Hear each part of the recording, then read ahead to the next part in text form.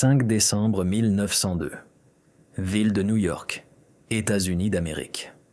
À l'intérieur d'un tramway électrique froid et cahotant, se frayant lentement un chemin à travers un blizzard épais dans les rues enneigées de Manhattan, les passagers se serrent les uns contre les autres, emmitouflés dans de lourds manteaux de laine. Le vent hurle à l'extérieur, projetant des poignées de neige glacée et de neige mouillée contre les fenêtres du wagon. À l'avant du tramway, le conducteur livre une bataille inégale contre les éléments. Ses mains gantées de cuir épais serrent fermement les leviers de commande métalliques. Mais le principal problème ne réside pas dans la mécanique de l'énorme machine, mais dans le morceau de verre qui sépare le conducteur de la tempête hivernale. Imaginez-vous dans ce même wagon au début du XXe siècle. La révolution des transports ne fait que commencer. Les calèches tirées par des chevaux cèdent progressivement la place aux tramways électriques et aux premières automobiles bruyantes fonctionnant à l'essence. Les ingénieurs de l'époque étaient obsédés par les moteurs, la vitesse et la puissance. Ils créaient des machines capables de parcourir des distances plus rapidement que jamais auparavant dans l'histoire de l'humanité. Mais dans cette course au progrès, ils ont négligé un détail incroyablement simple, mais d'une importance capitale, la visibilité. Avant l'apparition des cabines fermées, les conducteurs de chariots et les premiers automobilistes portaient simplement des lunettes, recevant les rafales de vent, la pluie et la neige directement en plein visage.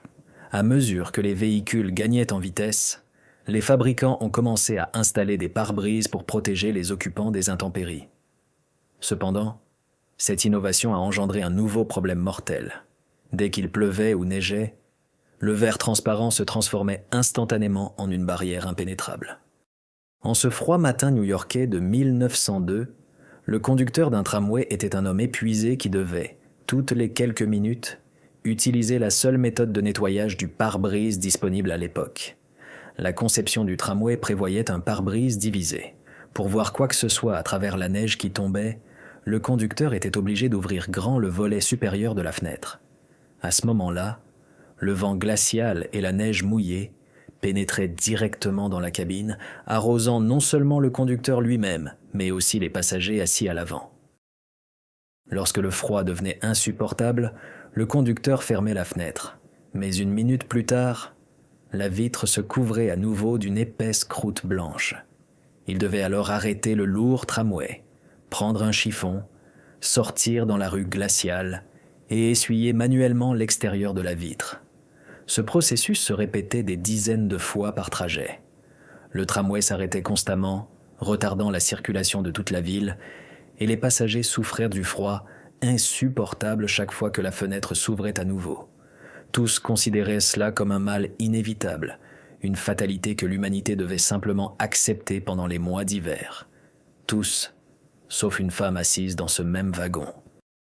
Elle s'appelait Mary Anderson. Elle n'était pas ingénieure. Elle ne travaillait pas dans l'industrie automobile et ne possédait pas de diplômes universitaires en physique ou en mécanique. Mary est née en Alabama, dans le sud chaud des États-Unis, et n'est venue à New York que pour une visite. Elle avait 36 ans et était une entrepreneure prospère, habituée à voir le monde à travers le prisme du pragmatisme et du bon sens. Elle avait déjà travaillé dans l'immobilier à Birmingham et avait même dirigé un ranch d'élevage en Californie. Mary était une femme d'action. Là où d'autres voyaient un inconvénient inévitable, elle voyait un défi nécessitant une solution immédiate. Assise sur le siège en bois dur du tramway et observant les tourments du conducteur, Mary ne comprenait sincèrement pas pourquoi les ingénieurs des immenses compagnies de transport n'avaient pas trouvé une solution élémentaire. Elle regardait la neige mouillée fondre sur le visage du contrôleur. Ses doigts se figeaient à force de devoir constamment tendre la main vers la vitre. Mary sortit son carnet et son crayon de son sac à main. Là, sous le claquement des roues métalliques et le hurlement du blizzard new-yorkais, elle commença à faire des croquis. Sa pensée s'orientait dans une direction étonnamment simple et élégante. Si le problème est qu'une personne doit sortir pour essuyer la vitre, alors il faut créer un mécanisme qui le fera à sa place, pendant qu'il reste au chaud et en sécurité dans la cabine. Mary a dessiné un levier qui devrait être situé à l'intérieur du wagon, juste à portée de main du conducteur. Ce levier, traversant le cadre de la fenêtre, devrait être reliée à un élément mobile extérieur, une longue tige. Mais de quoi fabriquer cette barre ? Un tissu ordinaire se mouillerait rapidement et gèlerait, se transformant en un bloc de glace qui ne ferait que rayer le verre. Le bois n'adhérerait pas fermement à la surface. Mary comprit que la clé du succès résidait dans un matériau capable de suivre les courbes et d'adhérer fermement au verre, essuyant l'eau et la neige sans laisser de résidus. À cette époque, la technologie de production du caoutchouc était déjà suffisamment développée. Elle nota donc dans son carnet l'idée d'utiliser une lame de caoutchouc dense fixée sur une base en bois ou en métal. Pour que la lame ne se balance pas simplement, mais appuie avec force sur le verre, Mary a ajouté un ressort à son système. Ce fut un moment de véritable illumination inventive. Le ressort devait assurer une pression constante de la bande de caoutchouc sur le pare-brise, quelle que soit la direction dans laquelle le levier se déplaçait. Le conducteur pouvait simplement tourner une poignée à l'intérieur de la cabine et la lame en caoutchouc décrivait un arc régulier à l'extérieur de la fenêtre, balayant la neige, puis revenait à sa position initiale grâce à un contrepoids intégré ou à un mécanisme de rappel. Tout le reste du voyage, Mary ne fit attention ni au froid ni au retard. Son esprit était entièrement absorbé par le dessin. Elle comprenait que cette simple structure composée de quelques pièces pouvait changer à jamais la façon dont les gens voyageaient. Après tout, ce problème ne concernait pas seulement les tramways de New York. Les premières automobiles commençaient déjà à circuler dans les rues des villes et leurs conducteurs souffrirent de la pluie et de la neige de la même manière. À cette époque, il n'y avait que quelques dizaines de milliers de voitures dans le monde, et la plupart d'entre elles étaient utilisées comme jouets pour les très riches. Elles roulaient lentement, et beaucoup d'entre elles n'avaient même pas de pare-brise. Mais Mary, en tant qu'entrepreneuse visionnaire, comprenait que l'industrie du transport était sur le point de connaître des changements majeurs. L'avenir exigeait sécurité, vitesse et confort. Et aucune vitesse n'avait d'importance si le conducteur ne voyait tout simplement pas où il allait. De retour dans le sud, à Birmingham, Alabama, Mary Anderson n'a pas abandonné son idée dans son carnet. La plupart des gens oublient leurs illuminations passagères une fois qu'ils retournent à leur vie habituelle. Mais Mary était déterminée à aller jusqu'au bout. Elle a commencé à chercher un dessinateur local pour l'aider à transformer ses croquis au crayon en documents techniques professionnels nécessaires pour déposer une demande auprès du bureau des brevets. Elle passait des heures dans l'atelier, discutant de l'épaisseur du caoutchouc, de la force de tension du ressort et de la forme de la poignée. Son objectif était clair, l'appareil devait être si simple qu'il puisse être facilement installé sur n'importe quel véhicule existant sans modification complexe de la carrosserie. Il ne nécessitait ni électricité, ni système d'engrenage compliqué. Seulement la mécanique, la physique et la main humaine. Un long chemin l'attendait, depuis le simple dessin jusqu'à la création d'un prototype fonctionnel, puis la confrontation avec la dure réalité du monde des affaires et une industrie masculine conservatrice, peu disposée à écouter les idées d'une femme inventeur venue du Sud. 18 juin 1903, Washington, D.C. Dans les bureaux austères du Bureau des brevets des États-Unis, tapissés de bibliothèques en chaîne, les fonctionnaires examinent d'énormes piles de documents. C'était une époque de croissance industrielle effrénée, et chaque jour, des centaines de demandes, accompagnées de dessins de nouveaux moteurs, machines-outils, appareils électriques et machines agricoles, arrivaient sur les bureaux des experts. Au milieu de cette avalanche de schémas d'ingénierie complexe se trouvait la demande, soigneusement rédigée, numéro 7 143 1801. Dans la case « Nom de l'inventeur » figurait « Mary Anderson de Birmingham, Alabama ». Le nom de l'invention était modeste et fonctionnel « Dispositif de nettoyage de vitres, Window Cleaning Device ». Le chemin entre le premier croquis au crayon dans un tramway new-yorkais glacé et le brevet officiel n'a pas été facile. De retour chez elle en Alabama au début de 1903, Mary s'est immédiatement mise à créer un modèle fonctionnel. Elle n'avait pas seulement besoin d'un beau dessin, mais d'une preuve physique que son idée fonctionnait en pratique. Imaginez un petit atelier dans le sud des États-Unis. Il fait une chaleur estivale insupportable. Mary se tient devant un lourd établi en bois avec le mécanicien local qu'elle a embauché. Devant eux sont étalés des morceaux de caoutchouc épais, des ressorts en acier, des planches de bois et des tiges métalliques. Les premières expériences furent pleines d'essais et d'erreurs. Mary devait trouver le bon type de caoutchouc. Si le caoutchouc était trop mou, il étalait la boue et l'eau sur le verre, laissant des traces troubles. S'il était trop dur, il rayait la surface et ne pouvait pas s'adapter aux moindres irrégularités du pare-brise. Après une série d'essais, ils trouvèrent enfin l'équilibre idéal. Une bande de caoutchouc dense et élastique, solidement pincée entre deux fines plaques métalliques pour lui donner de la rigidité. Le défi suivant fut le mécanisme d'essuyage lui-même. Mary résolut brillamment ce problème. Elle développa un système où une poignée rotative avec un petit contrepoids se trouvait à l'intérieur de la cabine. Une fine tige traversait le cadre de la fenêtre, reliant la poignée à un levier extérieur auquel était fixé un racloir en caoutchouc. Un ressort intégré forçait le racloir à presser fermement contre la vitre. Le conducteur pouvait simplement tirer la poignée vers lui et la tourner à droite et à gauche. Le racloir en caoutchouc à l'extérieur décrivait un arc parfait, effaçant tous les obstacles. Puis, grâce au contrepoids et au ressort, revenait à sa position verticale initiale le long du cadre afin de ne pas obstruer la vue. De plus, Mary avait prévu une autre caractéristique incroyablement importante, souvent oubliée. Elle comprenait que l'essuie-glace n'était pas nécessaire par beau temps. Le laisser dehors tout l'été exposerait le caoutchouc au soleil brûlant, ce qui le dessécherait rapidement, le ferait craquer et le rendrait inutilisable. Par conséquent, la conception de Mary était amovible. Une fois la saison des pluies et de la neige terminée, l'appareil pouvait être facilement démonté jusqu'à l'hiver suivant en dévissant simplement quelques fixations.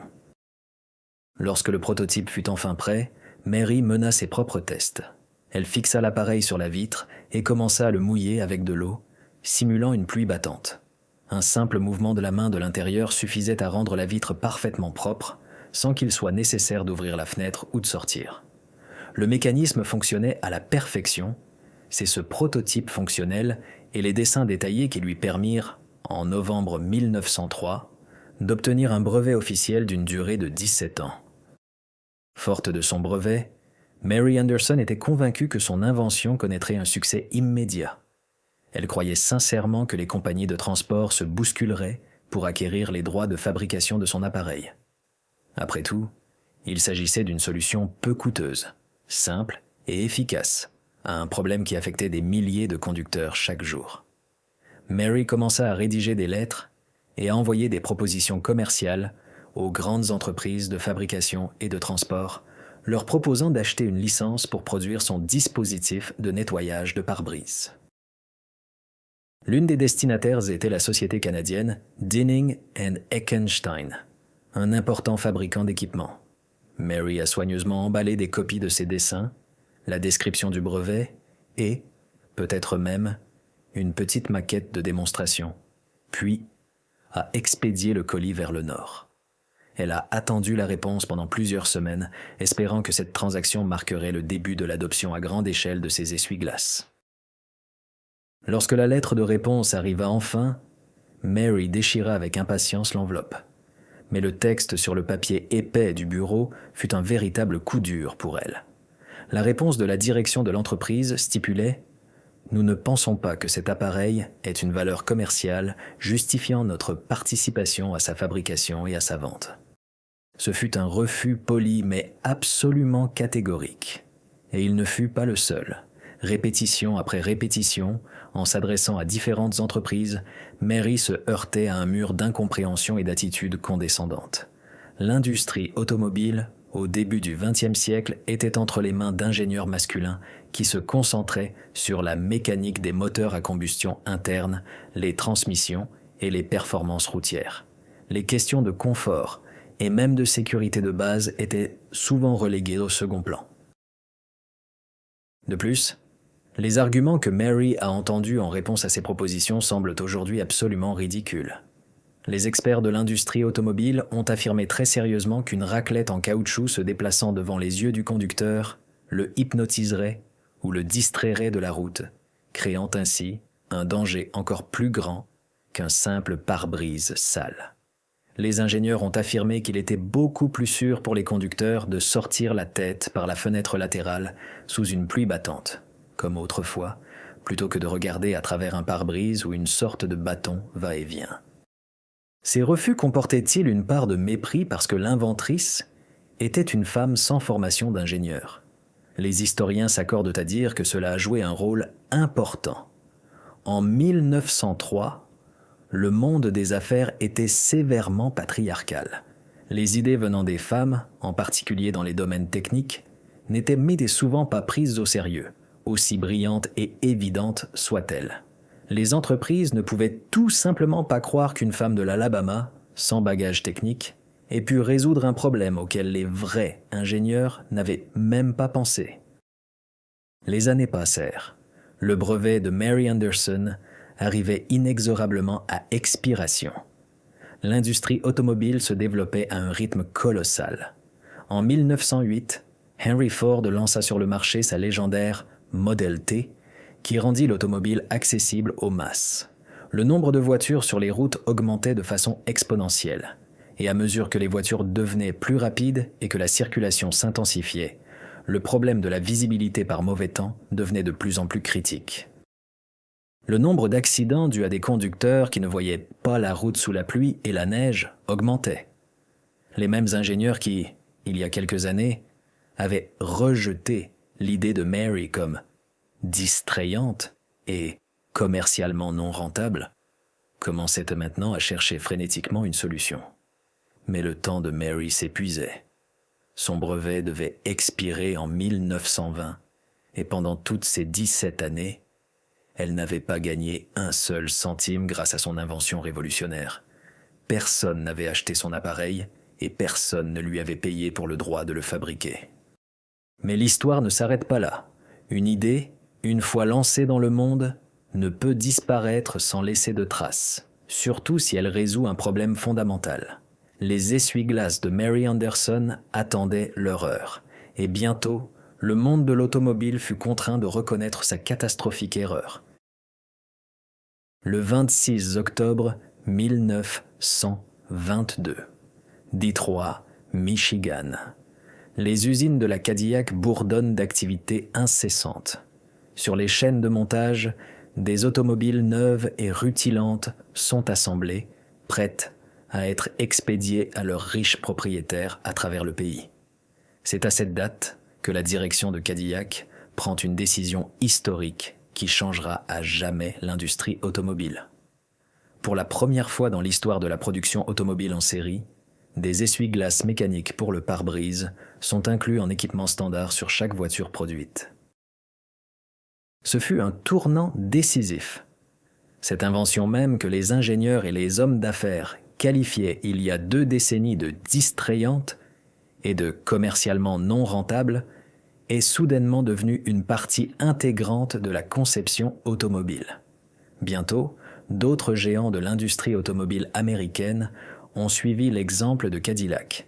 Au milieu des années 20 du siècle dernier, la présence d'un essuie-glace a cessé d'être une option exotique pour devenir une nécessité absolue pour tout constructeur automobile qui se respecte. Mais à ce moment-là, le brevet original de Mary Anderson, délivré en 1903, avait déjà expiré. 17 ans, c'est la durée pendant laquelle un inventeur avait le droit d'utiliser exclusivement son idée selon les lois des États-Unis de l'époque. En 1920, le brevet numéro 743-1801 est tombé dans le domaine public. N'importe quelle entreprise pouvait désormais s'approprier les plans de Mary, les modifier et produire des essuie-glaces à l'échelle industrielle sans lui verser un seul centime de redevance. C'est exactement ce qui s'est passé. Les constructeurs automobiles ont commencé à installer massivement des mécanismes qui ne différaient fondamentalement pas de ce fameux balai en caoutchouc sur un levier à ressort que Mary avait esquissé dans son carnet dans un tramway glacial de New York. La conception était pratiquement identique. Le conducteur tirait une poignée à l'intérieur de la cabine et le balai extérieur nettoyait le pare-brise en arc de cercle. Plus tard, l'actionnement manuel a été remplacé par des moteurs à vide, puis électriques, mais le principe de base d'une lame en caoutchouc, bien ajustée sur un bras à ressort, est resté inchangé jusqu'à nos jours. Imaginez les sentiments de Mary Anderson. Elle vivait à Birmingham, continuant à s'occuper de l'immobilier et de la gestion de complexes résidentiels, et voyait chaque jour dans les rues des voitures équipées de son invention. Elle voyait une idée, rejetée par les ingénieurs les plus renommés, devenir la norme de l'industrie mondiale. Elle voyait des conducteurs, sous la pluie et la neige, vaquer tranquillement à leurs occupations, en sécurité et confortablement, grâce aux mécanismes qu'elle avait imaginés. Et pourtant, personne dans les immenses corporations automobiles ne mentionnait son nom. Personne ne lui envoyait de chèque de remerciement. Cependant, malgré l'injustice financière évidente, les preuves historiques suggèrent que Mary Anderson n'a pas ressenti d'amertume ou de ressentiment. Elle n'a pas passé sa vie à s'engager dans des batailles juridiques interminables avec les constructeurs automobiles, essayant de prouver sa primauté après l'expiration du brevet. Mary est restée une femme pragmatique et autonome. Elle a connu le succès dans d'autres de ses entreprises commerciales, a construit un immeuble d'appartements à Birmingham qu'elle a nommé Fairmont et l'a géré confortablement jusqu'à la fin de ses jours. Pour elle, le simple fait que son idée fonctionne et sauve des vies semblait plus important que la compensation financière. Elle connaissait la vérité. Elle savait que c'était elle qui, la première, avait regardé la vitre sale d'un tramway, non pas comme un désagrément inévitable, mais comme un problème d'ingénierie ayant une solution simple et élégante. Pendant des décennies, le nom de Mary Anderson n'est resté qu'une note de bas de page peu connue dans l'histoire de l'automobile. La gloire revenait à Henry Ford, Carl Benz, aux frères Dodge et à d'autres industriels masculins. Ce n'est que bien des années après sa mort en 1953 que les historiens et les chercheurs ont commencé à redécouvrir les archives de l'Office des brevets et à rétablir la justice. Ce n'est qu'au XXIe siècle que la contribution de Mary Anderson a reçu une reconnaissance véritable et officielle. En 2011, son nom a été solennellement inscrit au National Inventors Hall of Fame des États-Unis d'Amérique. Cela s'est produit plus de 100 ans après ce froid matin new-yorkais où elle a sorti son carnet pour la première fois. La cérémonie a souligné non seulement qu'elle avait inventé l'essuie-glace, mais aussi que son invention était la contribution la plus importante à la sécurité routière dans toute l'histoire de l'automobile. Aujourd'hui, lorsque vous vous asseyez dans une voiture moderne, vous êtes entouré des technologies les plus avancées. Les voitures sont équipées de radars, de caméras de recul, de systèmes de maintien dans la voie et d'ordinateurs de bord complexes, capables d'analyser la situation routière en temps réel. Les ingénieurs ont appris à rendre les moteurs silencieux et les carrosseries aérodynamiquement parfaites. Mais dès que la première goutte de pluie ou le premier flocon de neige commence à tomber du ciel, vous tendez instinctivement la main vers le levier sous le volant. Et à ce moment-là, un mécanisme s'active qui n'a pas fondamentalement changé depuis 1903. Une fine bande de caoutchouc, fermement pressée contre la vitre par un ressort, glisse en douceur sur la surface, balayant l'eau et vous rendant la visibilité. Aucun laser ni champ de force n'a encore pu remplacer cet outil simple, fiable et ingénieux.